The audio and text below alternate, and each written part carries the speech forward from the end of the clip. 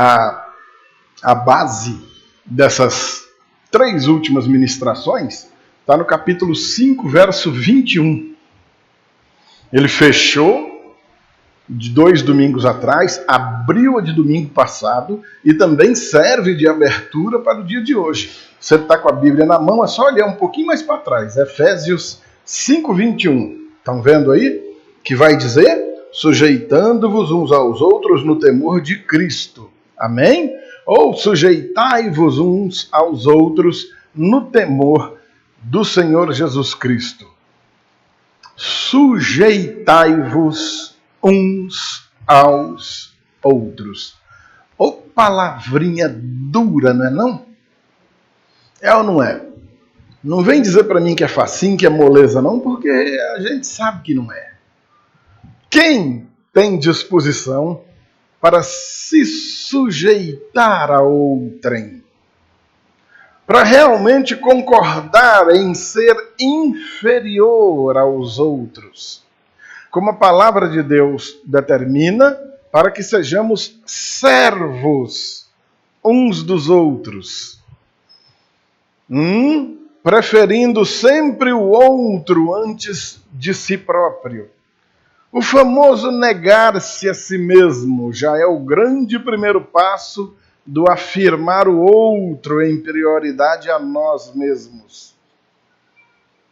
Olha aqui um versículo sozinho, numa boa parcela de texto que a gente vem trabalhando já há alguns dias, dá uma definição muito boa acerca de tudo que nós estamos vendo, especificamente nesses 3 últimos domingos, os 2 que ficaram para trás e esse de hoje, já que no domingo que vem a gente já trata de outro assunto, já encerrando a epístola aos Efésios.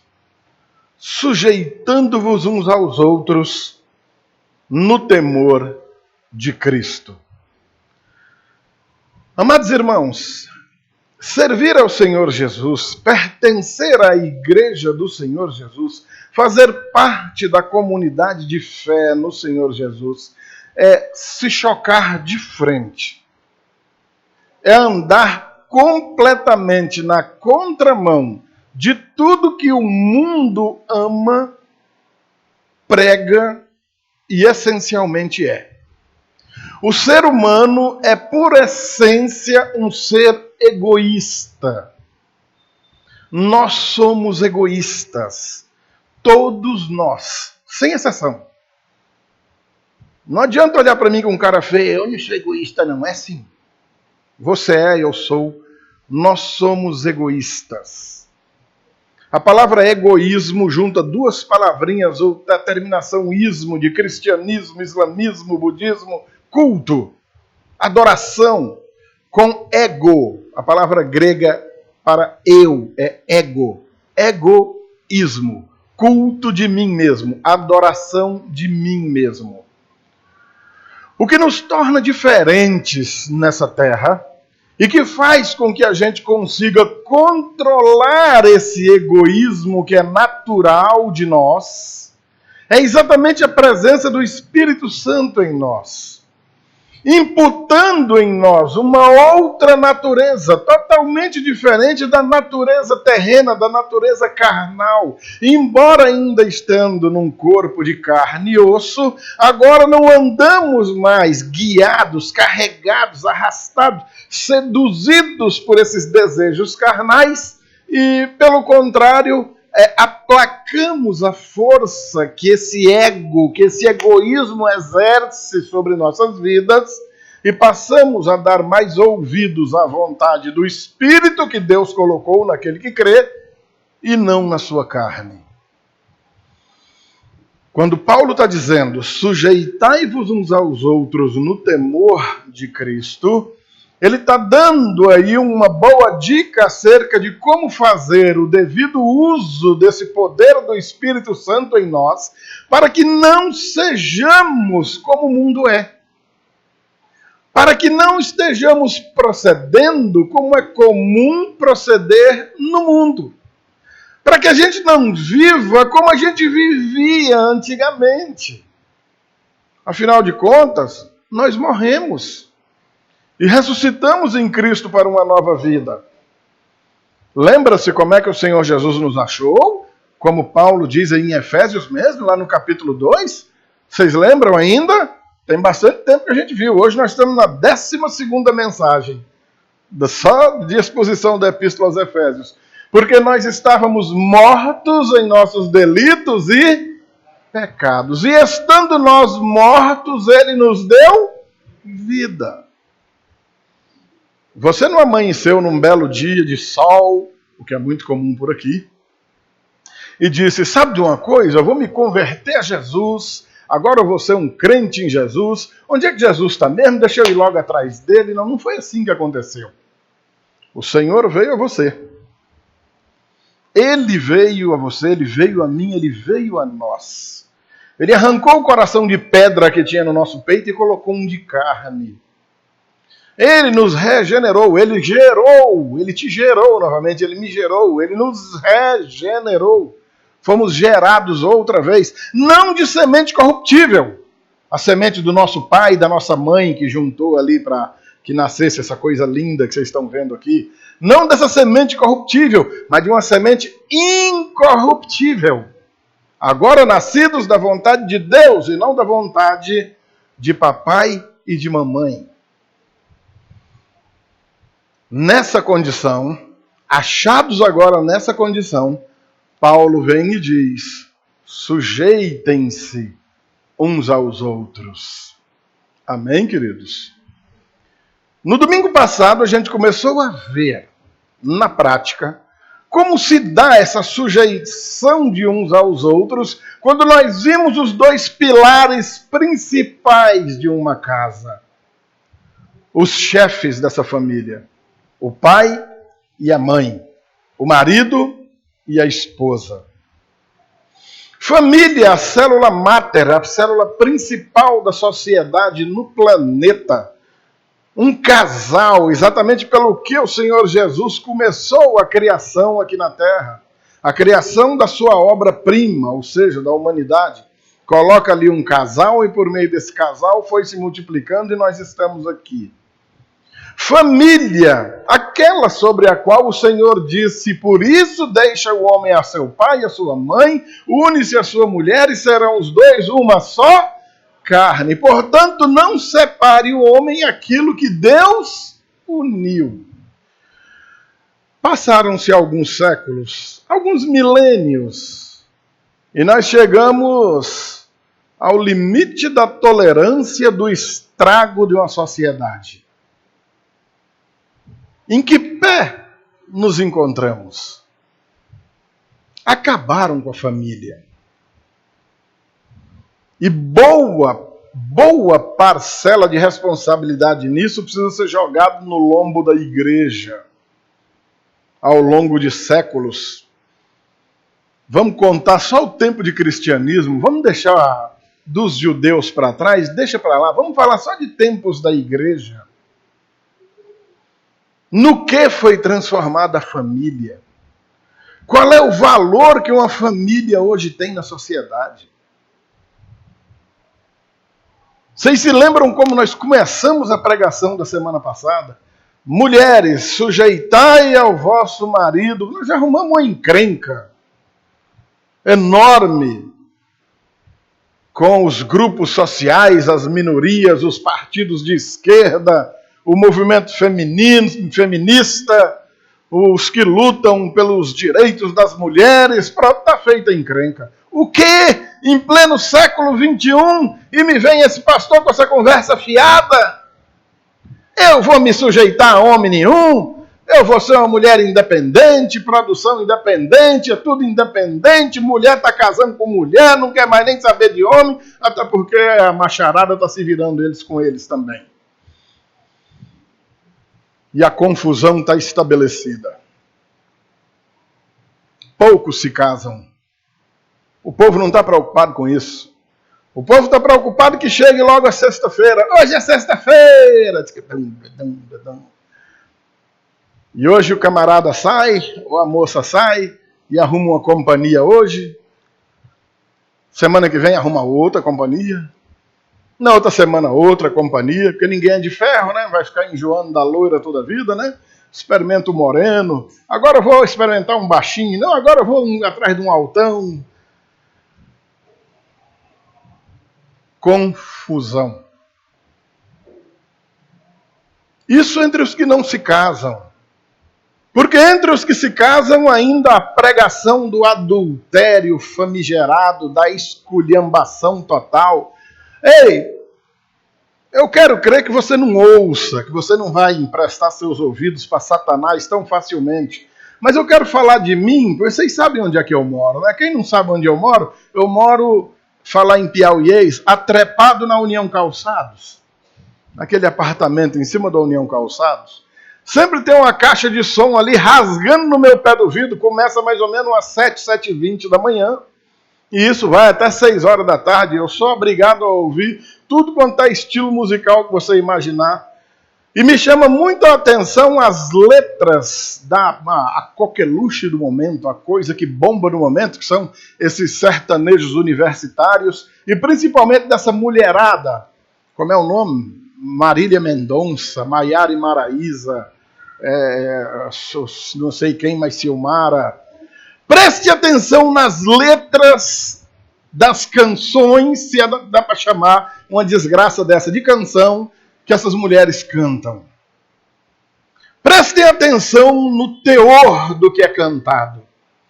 Eu estou falando delas porque elas vêm bombando, mas os caras também. As letras precisam enfatizar a bebedeira desenfreada e irresponsável, os adultérios, as traições, o troca-troca de parceiros, a prostituição sendo cultuada nesse Brasil por meio dessas músicas.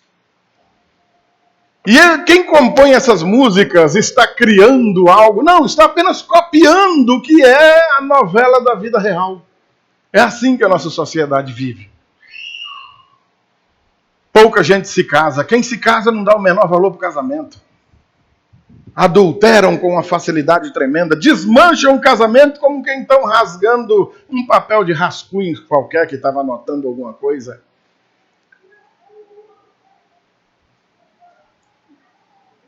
E quando ainda mantém ali uma relação honesta, leal, de fidelidade, ainda esbarramos com a difícil situação de inculcar na mente das pessoas de que aquilo que o Senhor determinou precisa ser feito do jeito que Ele mandou que se fizesse.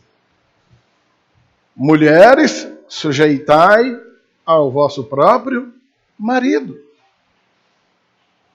Pastor, isso é muito antigo. Mas Deus é eterno. Ele não é antigo, não, Ele é eterno. A palavra dele não vai passar nunca. Ou você acha que a nossa sociedade está uma maravilha? A nossa sociedade está linda, não está? É claro que não está. Está um caos. Por quê? Porque a palavra de Deus foi rasgada, pisada, cuspida, jogada na lama. E a sociedade chegou a esse ponto no qual se encontra. Porque as pessoas acham que os partidos políticos têm uma proposta melhor do que o Evangelho. Os grupos sociais têm um projeto, uma proposta melhor do que a palavra de Deus. Não, os nossos tempos são hoje, então os tempos de hoje, o que se ensina hoje é melhor então do que a palavra de Deus, não é? E evidentemente não é, né, amados? A baderna vai se espalhando e o mundo vai se transformando nisso que você vê. Aos maridos foi dito para que amassem suas esposas e fossem capazes de dar a vida por elas. Quando a gente esbarra nas informações acerca de violência doméstica, não é o que a gente vê na prática, né? Basta ligar a televisão um pouquinho, só que você vê. O cara espancou a mulher ali, matou a mulher acolá, jogou soda cáustica na cara da outra ali. Porque o cara pensa que a mulher é um objeto dele, é um patrimônio. Assim como ele comprou uma bicicleta ou uma moto, ele adquiriu uma mulher. Na cabeça dele é isso também.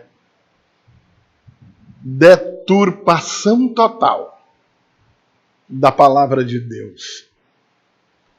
entendendo como tem que ser o lar cristão no que diz respeito às suas colunas principais, os chefes da casa, os chefes da família, o marido e a esposa.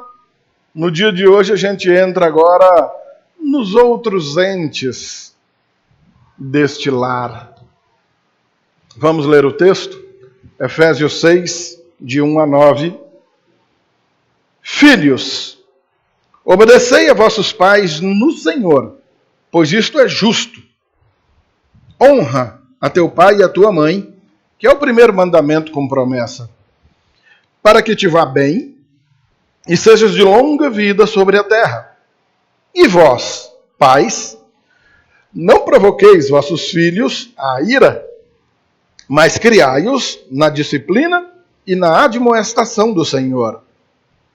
Quanto a vós outros, servos, obedecei a vosso Senhor segundo a carne, com temor e tremor, na sinceridade do vosso coração, como a Cristo, não servindo à vista como para agradar a homens, mas como servos de Cristo, fazendo de coração a vontade de Deus, servindo de boa vontade, como ao Senhor e não como a homens, certos de que cada um, se fizer alguma coisa boa, receberá isso outra vez do Senhor, quer seja servo, quer livre. E vós, senhores, de igual modo, procedei para com eles, deixando as ameaças, sabendo que o Senhor, tanto deles quanto vosso, está nos céus e que, para com ele, não há acepção de pessoas. Certo, se tiramos uma instrução na semana passada para as mães, e assim como para os pais, ou seja, para as esposas e para os maridos, hoje tratamos das relações envolvendo pelo menos 4 entes por vez. Os filhos com seus pais, aí agora o relacionamento desses filhos para com seus pais e suas mães, e depois um relacionamento entre os senhores e os servos, ou os senhores e escravos. Já a gente vai dar uma melhorada nessa linguagem para poder trazer uma boa compreensão para nós. Mas vamos atentar aqui primeiro à questão dos filhos. Amados, meus irmãos, independente da profissão de cada um dos presentes aqui, creio que não haja entre nós quem não esteja passando por sofrimentos ou encarando grandes dificuldades na vida, quando diz respeito a lidar com os jovens, com crianças, com adolescentes. E não precisa ser professor, como eu e alguns colegas aqui ou são ou já foram, né? Diá já aposentou pelo menos dessa função. Mas quem trabalha na área da saúde, quem desempenha qualquer ministério aqui na igreja, ou quem é pai, ou por fim quem é filho, quem não encara desafios tremendos para lidar com esta relação que é de altíssima voltagem, relação dos pais com os filhos. No passado, em Israel, e isso já previsto pela lei, se um filho fosse rebelde, se um filho fosse, vamos dizer, desse uma má resposta a seu pai ou a sua mãe, a lei determinava que ele fosse levado para fora do arraial e fosse apedrejado até a morte. Juntava a sociedade, gente, junta todo mundo aí, chama todo mundo. Aí vinha todo mundo ver qual é a confusão. Vamos lá, gente, é o filho de fulano que está em rebeldia e é dia da gente apedrejar ele. Vamos embora, arrastava o cabra para fora e todo mundo rebolava pedra no cabra e matava ele a pedradas. E largava lá um monte de pedra em cima dele. Nem um sepultamento digno o cara tinha. Aí alguém pode dizer assim, mas o povo naquele tempo era bruto, né? Não sejamos hipócritas, né? Como a gente tem vontade de dar umas pedradas nos cabras aí de vez em quando, né? Agora aí sim, os tempos são outros. E quem estabeleceu esses novos tempos, essas novas relações, aí nesse caso foi o próprio Senhor. O Senhor mesmo vem e estabelece uma lei diferente. Vários itens daquela antiga lei ficaram para trás e foram substituídos por outros meios de lidar com essas questões. Agora eu quero dizer para os irmãos que o que o Senhor tem reservado hoje para esse filho indisciplinado, rebelde e perverso é muito pior do que as pedradas daquele tempo da lei. E quando eu digo isso, eu estou mirando muito mais nos pais do que nos filhos. Porque eu sei que os jovens dão poucos ouvidos a essa conversa agora. Mas é bom que eles ouçam agora, porque daqui uns dias, quando eles estiverem sofrendo com os filhinhos deles, esse sininho vai bater na memória e ele vai lembrar, oh meu Deus, um dia eu fui assim, deixa eu ter uma certa paciência com meu filhinho aqui agora. Mas eu falo aos pais. Qual é o pai que tem prazer em levar um filho para o lado de fora do arraial, convocando toda a comunidade para matar aquele filho a pedradas? Certamente nenhum pai fazia isso com alegria, né? Pois eu quero dizer para você, pai, eu quero dizer para você, mãe, cuide no trato com o qual você lida com seus filhos hoje. Porque você pode ser um grande colaborador para o fracasso dele. A advertência inicial é aos filhos. Mas, evidentemente, o grande alvo aqui é precisamente o pai e a mãe. Aqui no Piauí eu leciono desde o ano de 2010, mas eu já lido com esse ofício há algum tempo. Já disse isso aqui um monte de vezes, mas a gente sempre tem que estar repetindo. Quando na escola eu tenho que dar uma bronca, eu tenho que ser áspero com uma criança, um jovem, um adolescente, e eu tenho que levantar a voz e falar com firmeza, e aquela criaturazinha olha para minha cara e diz, nem meu pai, nem minha mãe nunca gritou comigo. E eu, às vezes, me mordendo para não rir na cara dele, eu digo, você não precisa dizer isso, a gente sabe. Está na cara. Está escrito na sua testa que o rei da tua casa é você.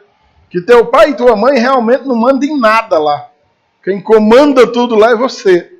E é exatamente por isso que você está esse monstrinho, ou essa monstrinha aí. Nossas crianças estão sendo, eu podia dizer criadas, mas não dá para chamar isso de criação. Elas estão sendo engordadas. Os pais dão uma cama para ele deitar e dão comida. E dão um celular, dão uma moto para ele andar. O pivete tem 12, 13 anos, mas já tem uma moto. Eu tenho mais de 50 anos, tem anos que eu pelejo pelo menos para trocar a minha e não dou conta. Mas um moleque de 12 anos tem moto. Anda aí correndo feito um louco, levantando pneu, batendo racha com os outros.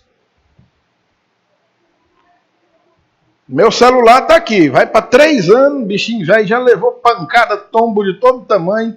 Todo mundo fala, rapaz, você tinha que ter um celular melhor. Eu digo, mas é o que Deus tem permitido. Mas os moleques lá, aluno meu, que mora numa casinha de taipa, o celular do cara eu tenho medo até de pegar naquilo. Quanto é que custa isso? Celular de 6 mil, de 8 mil. Como é que papai e mamãe deu isso para esse menino? Passaram fome, mas deram. Essa é a criaturinha que quando eu digo não para ele, ele fica irado comigo, porque ele nunca ouviu um não na vida. Papai e mamãe nunca disseram não para ele. Tudo que ele quer, ele vai lá e pega. E assim ele vai ser a vida toda. Tudo que ele vê na rua, ele vai lá e pega. E ele vai pegar no que não deve. Ou a vítima vai reagir, ou a polícia vai chegar e tomar providências.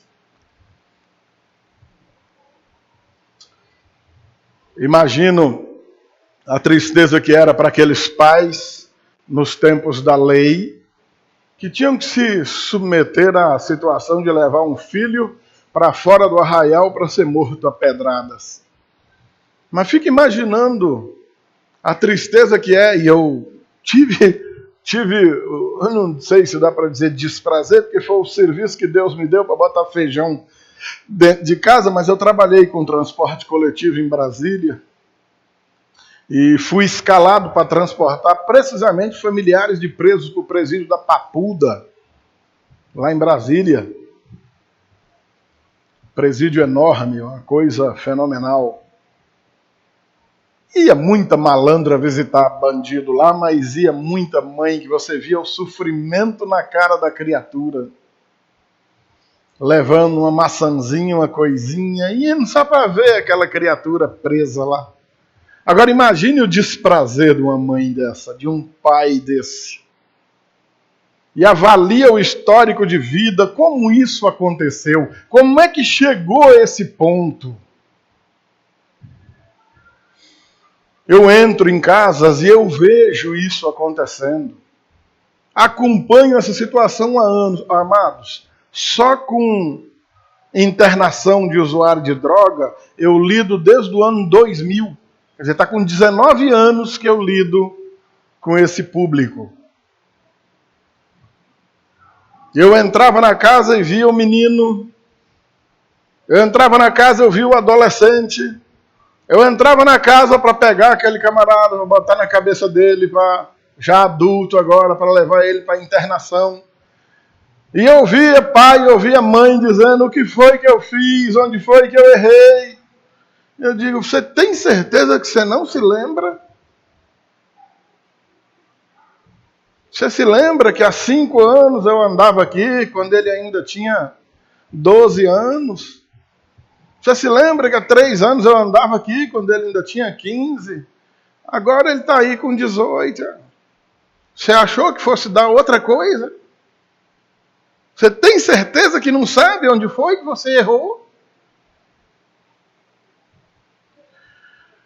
Quando o Senhor Jesus diz para os religiosos, errais por não conhecer as Escrituras e nem o poder de Deus, o Senhor está fazendo menção a essas coisas. Ali eles estão perguntando acerca de divórcio ou de recasamento. O profeta Oséias, capítulo 4, versículo 6, diz, o meu povo está sendo destruído porque lhe falta o conhecimento. E ele vai dizer que esse conhecimento está sendo negado pelo sacerdote, que deveria cumprir esse papel, mas não cumpria. Ou não ensinava, ou ensinava errado. O que levava o povo à destruição.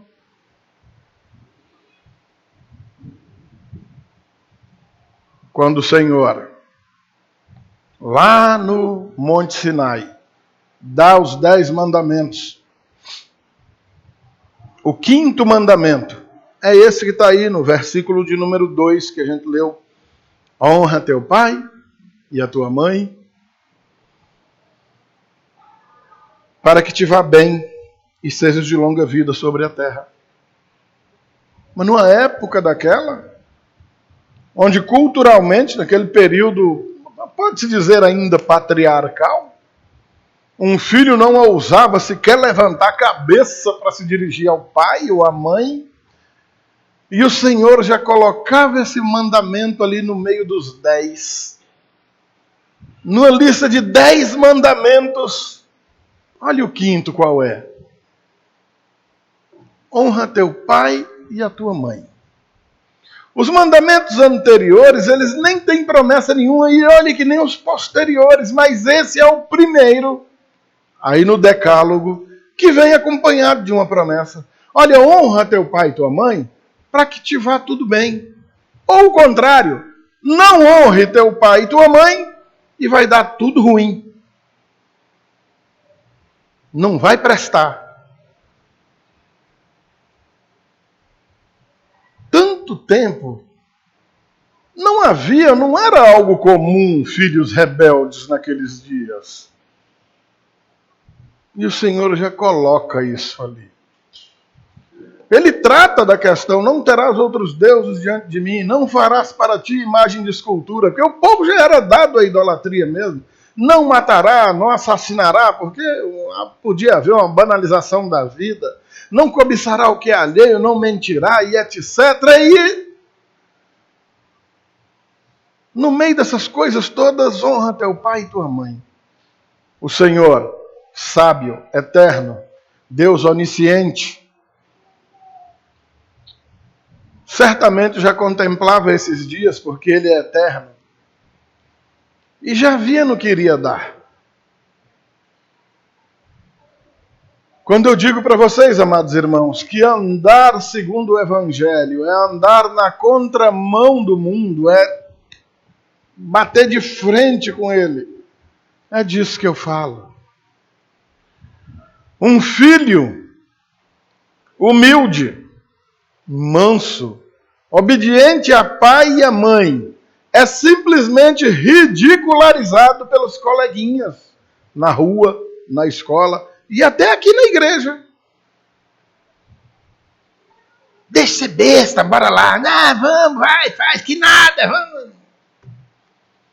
Não, mas meu pai, que pai o quê? Minha mãe, que conversa de mãe? Vocês já viram aquele desenho animado que tem um anjinho branquinho no ombro e um capetinha vermelhinho no outro? Um dando um conselhozinho bom, o outro, vai lá, vai lá. Assim estão nossos meninos o tempo inteiro sendo aconselhados para o mal. E nós, papais, mamães dentro de casa, parecendo uns bananas, olhando o circo pegar fogo, com uma pipoca e uma Coca-Cola na mão, esperando para ver o que vai dar. Autoridade zero. Capacidade de abrir a boca e admoestar o indivíduo, nenhuma. Quer ir? Vá. Mamãe, papai me dá a moto. Pega. Celular, tá aqui. Tem que trocar esse celular, que mas não tem dinheiro. Pronto, vira o cão. Fica bravo demais, quebra tudo, xinga todo mundo, sai chutando. No outro dia, lá vai papai, lá vai mamãe lá no banco tirar um empréstimozinho para comprar o celular pro lindão, né? Porque pra lindona, que senão vai ficar deprimido, vai ter depressão. Essas depressão curaria fácil com cipó de tamarindo. Mas você não usa. Você acha que os tempos são outros, é cruel. A Xuxa disse que não pode. A Câmara dos Deputados votou a lei da palmada. Dar uma palmada no bebê é crime. O Conselho Tutelar vai baixar aqui em casa. Rapaz, baixa o cacete nesse cabra, rapaz. Deixa o Conselho Tutelar ir lá, depois a gente vê que bicho que dá. Obedeça a Deus. Faça como Deus mandou. Filhos, vocês estão diante de duas possibilidades. E quando eu falo filho, pouco me importa a idade. Se você tem 5, 6 anos ou 90 anos e ainda tem seu pai e sua mãe. Continua sendo teu pai e tua mãe. Honre-os, respeite-os, trate-os com a devida honra. Isso vai te trazer benefícios. Obedeça, obedeça e obedeça. A rebeldia será punida duramente. Não pense, pai, mãe, que a sua chibatada ou o seu castigo, a sua disciplina vai ser cruel, porque não vai. Tem um monte de gente aqui entre nós que nunca viu um PM dando de cacetete no lombo de um moleque. No dia que você vai ver que a varinha de tamarindo que tu dava não valia nada. Aquilo era igual um cotonete fazendo uma cosquinha. E se tivesse levado o cipó de tamarindo, não estava levando o cacetete do PM, né? É ou não é? Não estava levando ponto lá no hospital, costurando. O cipózinho de tamarindo não precisava pegar ponto. Mas o que aconteceu com ele lá fora... Obedecer a Deus vale muito a pena. Obedecer a Deus traz recompensa instantânea, inclusive antecipada.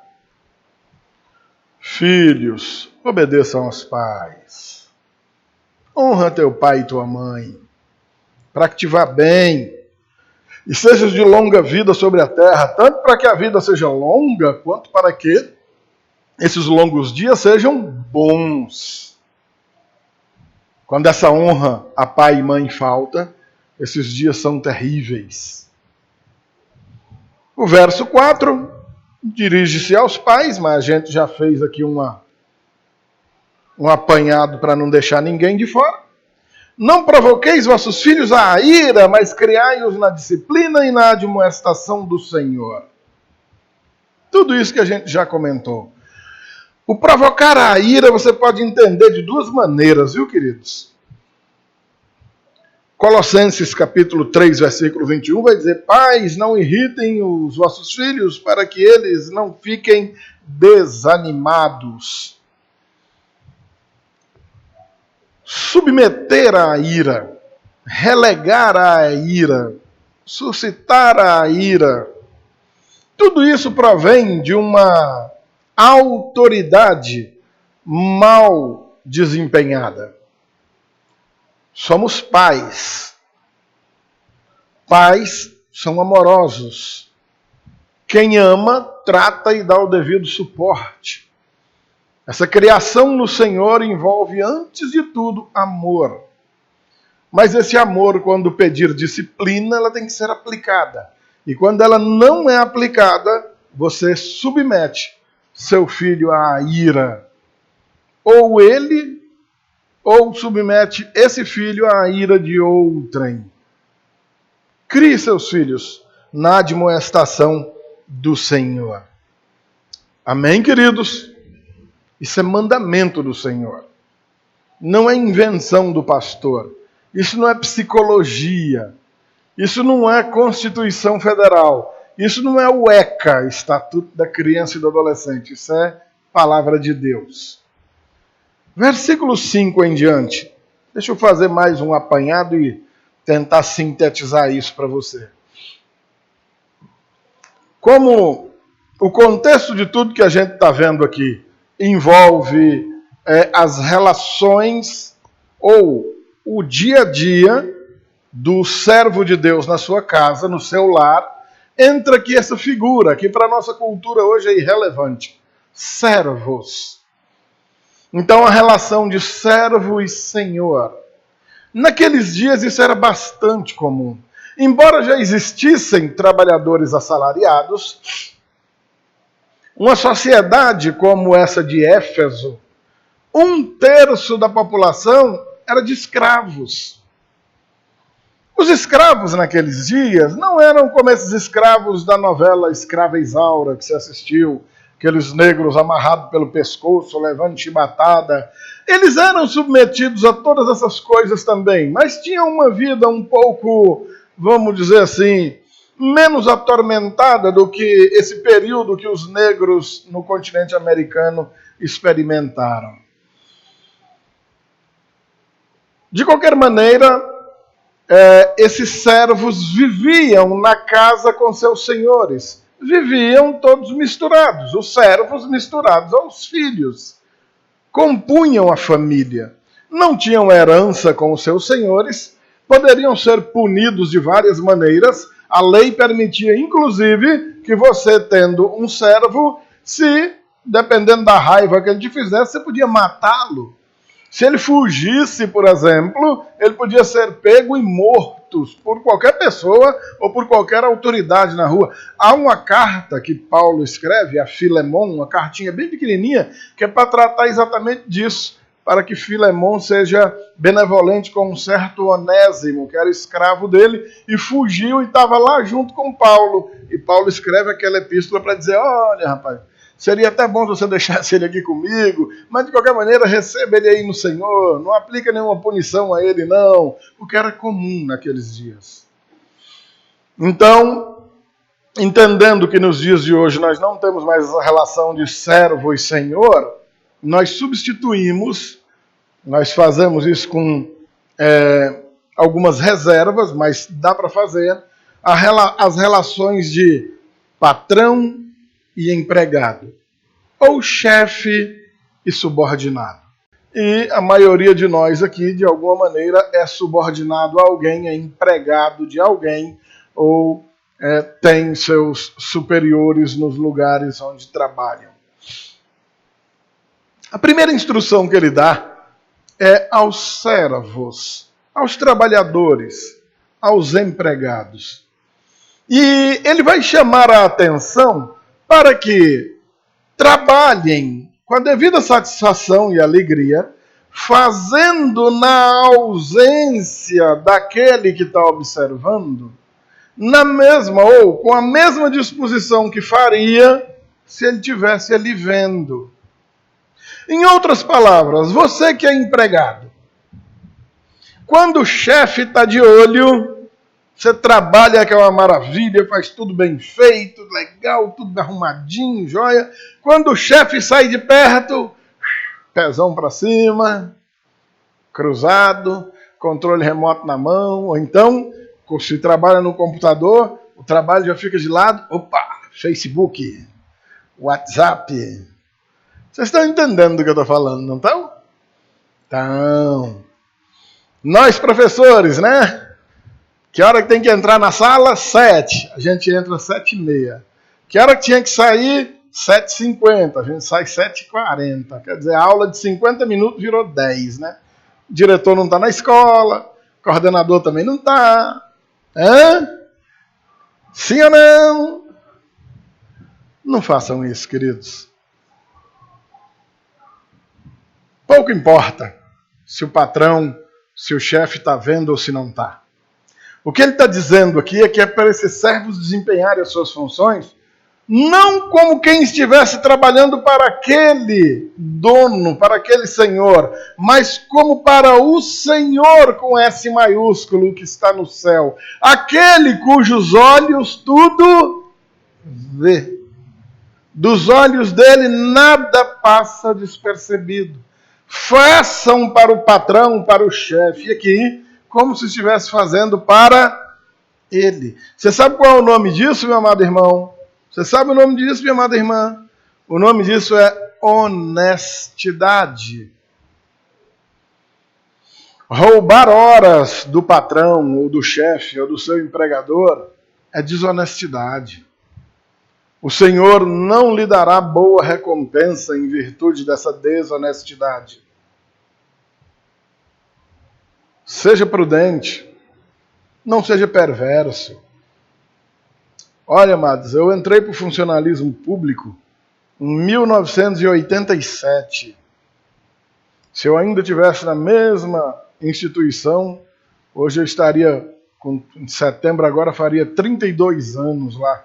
Já devia estar aposentado, não ia nem estar participando dessa briga toda que vocês estão vendo aí.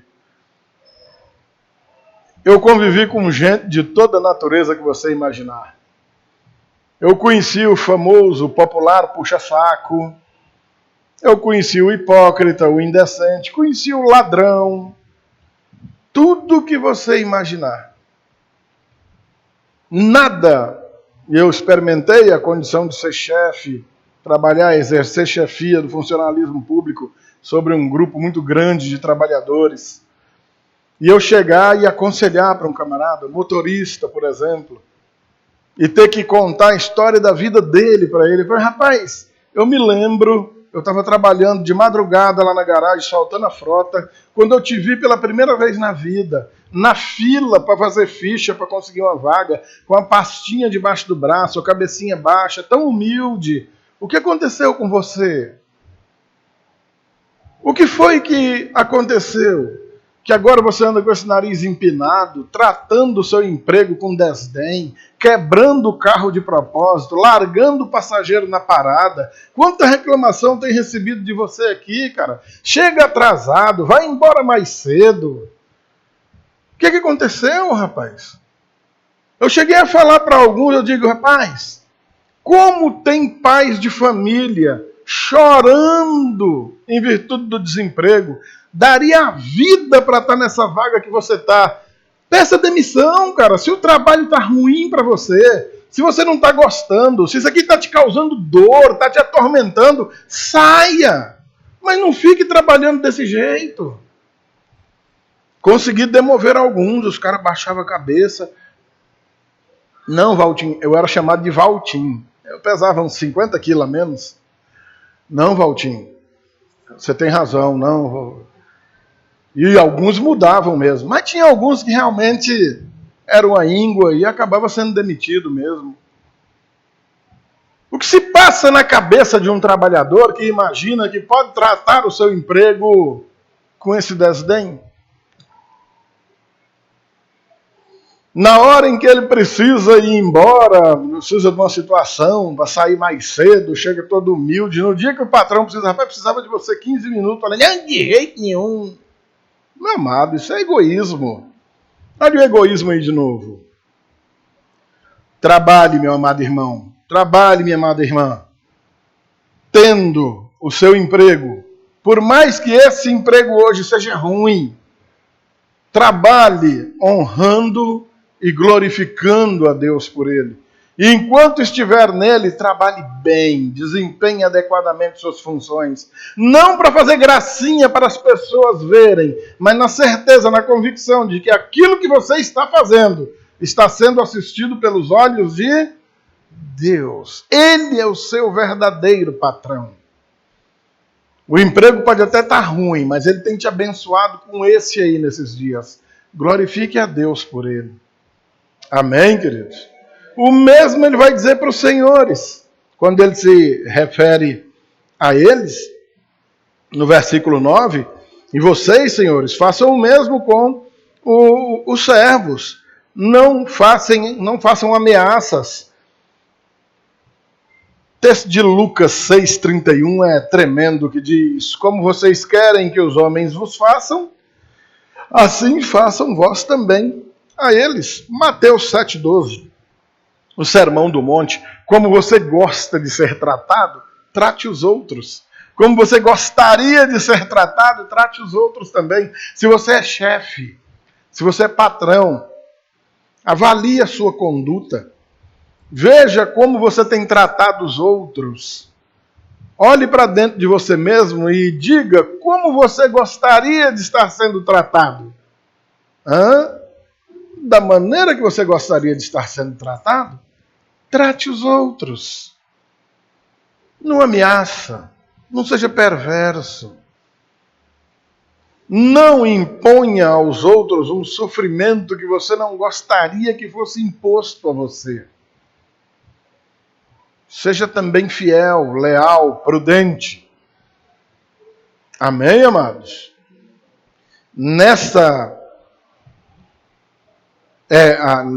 O desfecho, né? Sabendo que o Senhor, tanto de empregados quanto de patrões, que ele vai usar aqui tanto de livres como de servos, é o mesmo Senhor que está nos céus e que ele trata as pessoas com parcialidade, ou seja, ele não faz acepção de pessoas. Pouco importa se é o rei ou o mendigo. Para o Senhor é apenas uma alma. Não interessa se é o patrão ou o empregado. Para o Senhor somos todos iguais. Não há diferença. Quem estabelece essas diferenças aqui somos nós. E não Deus. Amém, amados? No domingo que vem a gente vai encerrar essas exposições de Efésios. Esses 3 últimos domingos nós tratamos da vida prática dos servos de Deus. E o que mais foi abordado foram as questões familiares, principalmente nas relações marido e mulher e pais e filhos. Muito provavelmente, se eliminássemos nossos problemas domésticos, praticamente não teríamos mais problemas na vida. Pode sair consultando um a um. Dificilmente você vai achar entre nós quem não tenha problema familiar nenhum. É muito raro. Aqui e acolá aparece um, mas é muito difícil. Todos temos problemas. E a raiz desses problemas certamente parte de uma má administração de tudo aquilo que o Senhor ensinou. As coisas não vêm sendo feitas, ou pelo menos não começaram a ser feitas da maneira que o Senhor ensinou. Boa parte dos servos de Deus hoje, boa parte dos homens, das mulheres na igreja, lutam hoje e oram, clamam a Deus para verem consertados erros do passado. Mormente, erros cometidos no tempo em que nós não conhecíamos a palavra de Deus. Que criávamos nossos filhos ou nos relacionávamos com o nosso cônjuge de acordo com o que a gente achava que era correto. Seguia o curso deste mundo, como Paulo diz. Hoje, somos servos de Deus, cremos no Senhor Jesus, andamos segundo o Evangelho, mas temos grandes desafios diante de nós e eles começam por consertar ou pelo menos lutar e clamar a Deus para que seja consertado aquilo que foi feito errado no passado. Confiem em Deus, meus amados irmãos. Entreguem a Ele toda a ansiedade. Não desistam de orar, não parem de orar. E nunca percam uma oportunidade de fazerem diferente aquilo que outrora era feito de acordo com a força do nosso braço. Hoje andamos por fé e não por vista. Agimos de acordo com a palavra de Deus e não segundo o conselho do mundo.